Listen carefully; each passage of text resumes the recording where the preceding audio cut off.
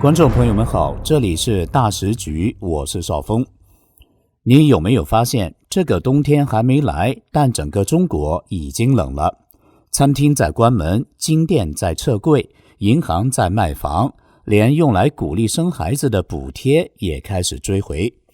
有人说这只是经济周期，但越来越多人觉得这其实是一场集体退场。安徽六安一位妈妈刚领到的二孩补贴被政府追缴，理由是全省暂停发放。深圳西丽西贝餐厅的员工在贴关店公告，理由是租约到期。而银行开始把自己变成房产中介，成批在京东上挂房子卖。看起来毫不相干的新闻放在一起，却像一幅拼图。一个时代的繁华正在从餐桌、柜台、公告栏上一点点褪去。西贝的面里吃出活虫，周大福一年关905家店，生育补贴被追回，农商行挂牌2万套房。这不是几个独立事件，而是中国经济真实的现场。今天我们就从这4个故事开始，带你看清那句话的真正含义，不是人不努力，而是整个时代正在往回收。你还记得那场闹得沸沸扬扬的预制菜风波吗？现在这股风波的后坐力正在知名连锁餐厅西贝真切地上演。从9月开始，陆续有网友发现西贝多地门店悄悄关门了。苏州的繁花中心，北京石景山，浙江义乌，南京六合，深圳西丽，广东汕头，全都是曾经人流不断的地段，如今贴出闭店通知，理由则是大家熟悉的门店调整，租约到期。但巧合的是，这些关店时间全都集中在预制菜风波爆发之后。我们来看网友是怎么说的吧。据红星资本的统计，从10月到现在，西贝已经关了将近10家门店。官方的回应很简短，统一安排，与门店外张贴的资讯一致。除此之外，没有更多可以透露的。但行业内部的分析却没这么简单。分析师指出，西贝的单店运营成本相当高，一天要接待300人才不亏本。而在预制菜风波之后，许多门店的客流明显下降，达不到这个保本线，才不得不选择关店止损。这对一个估值破100亿、有近400家直营门店的连锁餐厅来说，不是小事。这一切的开始要回到今年9月，网红罗永浩发了一条吐槽西贝用预制菜的贴文，没想到掀起了惊涛骇浪。西贝创办人贾国龙当时选择了硬刚，简称我们没有一道预制菜，甚至开放后厨，试图自证清白。但没过几天，媒体拍到后厨里摆着袋装鸡汤、冷冻鱼，现场打脸，证据实锤。这下原本就对餐饮透明度敏感的消费者彻底炸了锅。尤其是在家庭用餐和亲子餐厅特别重视食品安全的时代，一条关于吃出活虫的投诉更是让局势雪上加霜。今年10月，郑州一位妈妈爆料，带孩子去西贝吃饭，结果在油面里吃出一条活虫。这画面一经传出，在社群平台上发酵成压垮骆驼的最后一根稻草。面对信任危机，西贝推出优惠活动，调整菜单，降价促销。部分门店的客流确实稍有回暖，但对那些受创最重或原本经营就不太好的门店来说，效果有限。成都门店的店长直接说，客流掉了1/3。这场从预制菜引发的信任危机，不只是西贝一家餐厅要面对的问题，它揭示了在快速扩张、成本压力和食品安全之间，餐饮业究竟应该如何取舍？您怎么看预制菜对您来说是不是能接受的料理，还是可以理解的现代效率？除了餐饮业，你可能想黄金行业总不至于也在熬寒冬吧？黄金价格涨，金店应该赚钱吧？其实有一家你肯定知道的珠宝品牌今年却在关店。中国最大的珠宝商周大福今年关闭了905家店，平均每天 2.5 家店关门。这不是小波动，而是实打实的关店潮。不只是周大福，连带的还有周大生、周生生、周六福、六福珠宝，这些你耳熟能详的黄金珠宝品牌今年都在大规模收缩战线。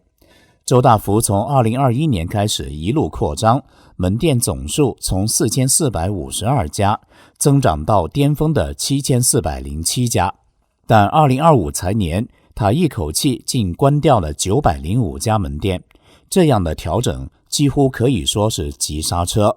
而另一家大牌周大生，截至9月底，门店数量比去年同期少了560家，其中380家是加盟店，也就是说，加盟商也正在快速退出市场。同样的故事也发生在周生生、周六福、六福集团身上，净减店铺数量从数十家到上百家不等，整个行业进入了缩表模式。问题来了，金价不是在涨吗？为什么金店还会大量关门？原来这波关店潮的背后有几个深层次的逻辑。根据世界黄金协会的数据，黄金首饰的需求从去年第4季度开始明显萎缩，相反，投资型黄金反而需求大增。简单来说，大家还是在买黄金，但不是去金店买戒指项链，而是买实体金条保值。对金店来说，这就尴尬了，人还是关注黄金，但不来你这里消费了。再加上高金价带来的库存压力，也让加盟商吃不消，进货要投入大量资金，而如果价格跌了，手上的库存还可能亏损，加盟商当然不敢囤货，不敢冒险，最后干脆直接退场。周大生的加盟业务今年前3季的营收直接腰斩，下降了超过 56%。 这还没完，11月1号，当局推出了新税收政策，对非投资类黄金企业的税收造成了可抵扣税额的减少，从而推高了成本。业内估算，每克黄金的成本上涨超过60元，消息一出，金价立刻随着上跳。对于金店来说，就不只是成本上升那么简单。当金价太高，消费者就选择观望，结婚的新人会挑便宜的款式，不结婚的干脆不买，而做投资的则直接买金条 ETF， 不走零售端。特别是在3、4线城市，这波金店退潮更是明显。周大生财报显示，光是3、4线及以下城市，今年就净减少了441家门店。业内人士预测，这场关店潮还没到尽头，随着税收新政的实施以及消费行为的理性化，整个黄金零售业可能迎来新一轮洗牌。所以看似火热的金价，其实正让整个金饰行业陷入冰封。这也让我们重新思考一个问题：消费降级时代，黄金还是刚需吗？还是它正在被功能化、投资化取代？如果你以为刚才讲的只是一家企业或一个行业的问题，那接下来要讲的内容可能会让你对整个经济的认知发生改变。面对人口老化困局，当局出政策鼓励结婚，年轻人却选择不婚不育，只想养孩子。这样的选择正在中国越来越多的出现。就在当局喊出鼓励生育的同时，却传出多地停发甚至追回生育补贴的消息。先从安徽六安的一位网友说起，他原本申请了2孩补贴，结果突然接到卫健委的电话通知，全省2孩补贴全部暂停，之前发过的会从育儿津贴里扣回来，没发的直接解走。网上一看，不止六安、蚌埠、滁州、淮南等地的网友也说，我们遇到了一模一样的情况。这笔补贴说多不多，一家人几千块钱，却在最需要的时候被撤走了。为什么？刚退休的河南郑州公务员刘女士说得很直白，地方财政紧张，政府根本拿不出这笔钱。他说，现在连环卫工人的工资都拖了几个月，有的区政府甚至要借钱发工资。在这种情况下，所谓的生育奖励不过是走过场的口号，喊得再响也落不了地。山东、广东的网友也说，当初说的好好的二孩补贴，现在根本没见着一分钱，空头支票罢了。今年7月，中共中央出台了育儿补贴制度实施方案，说是从1月1号起，0到3岁婴幼儿每人每年可拿到3600元补贴，无论是1孩、2孩还是3孩都可以领。但问题来了，政策下来了，钱从哪里来？清华大学社会学者李佳指出，一个老问题又来了，中央有政策，地方没钱执行。地方为了和中央保持一致，表态支持，但财政吃紧，落实不了了就一刀切，把政策撤回，甚至连发出去的补贴也要追回来。结果呢，政策效果全打折扣，民众信任也跟着消失。不止生孩子，连结婚现在也要达成任务。根据中共官方数据，今年前3季度结婚登记超过500万对，比去年多了40万对。乍一看像是好消息，但实情呢？四川民政官员陈女士爆料，这些数字是各地为了完成上边的结婚指标而拼命想出来的。她说，上级直接下令每个月结婚登记人数要提高 20%。 于是地方怎么办？离过婚的拉去复婚，单身老人被安排结婚，在夜店设结婚登记处，甚至乡下集市发鸡蛋、水杯、洗洁精来换结婚证。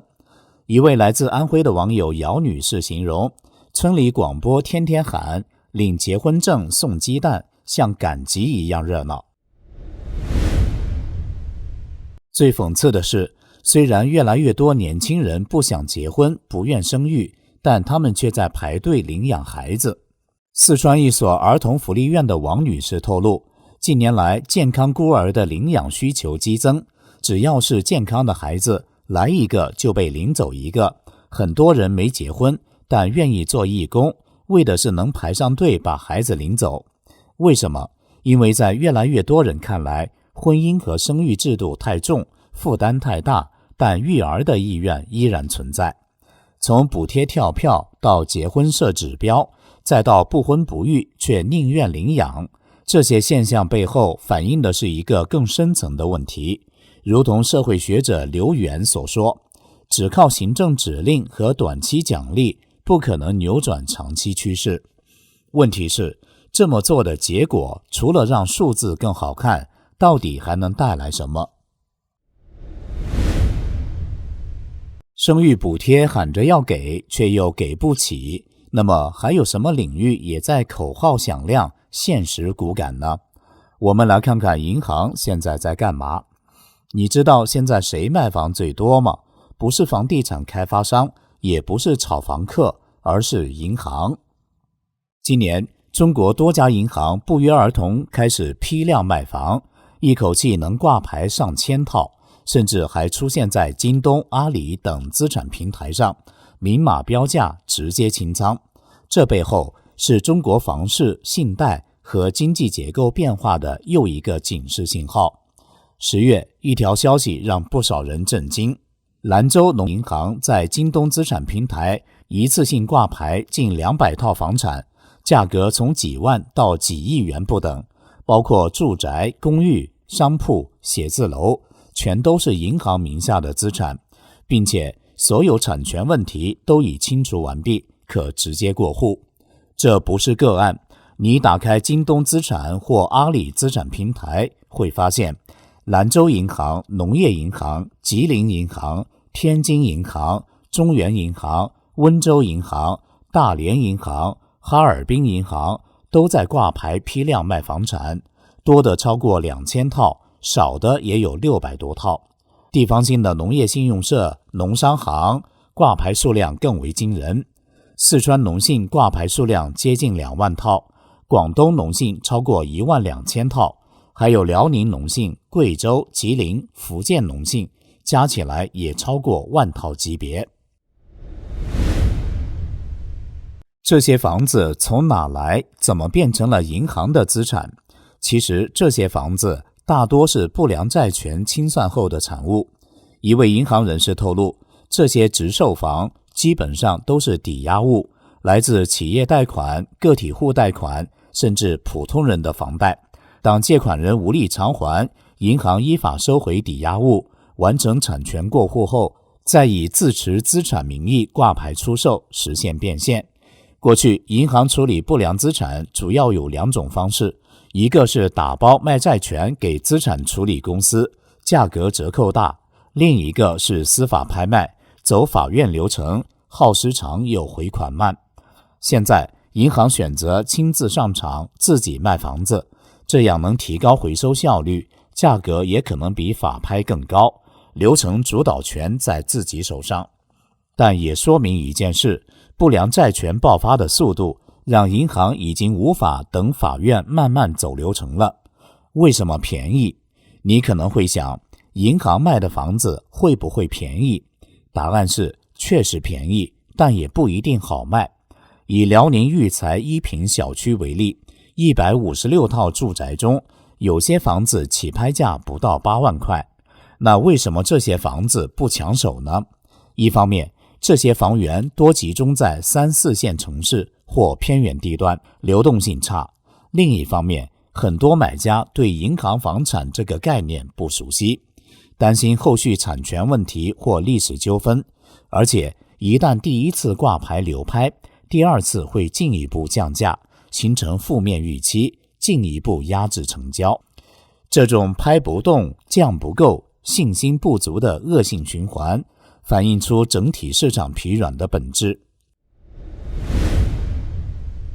目前出现大量的银行售房现象，究竟反映了什么？又能如何应对出现抵押，帮助房主呢？我们来看看网上这位年轻人的见解吧，他带着温度的看法，应该是有启发意义的。这里是大时局，感谢您的陪伴与思考，请订阅分享并打开小铃铛，一起在动荡中坚守真相，在黑暗中点燃希望。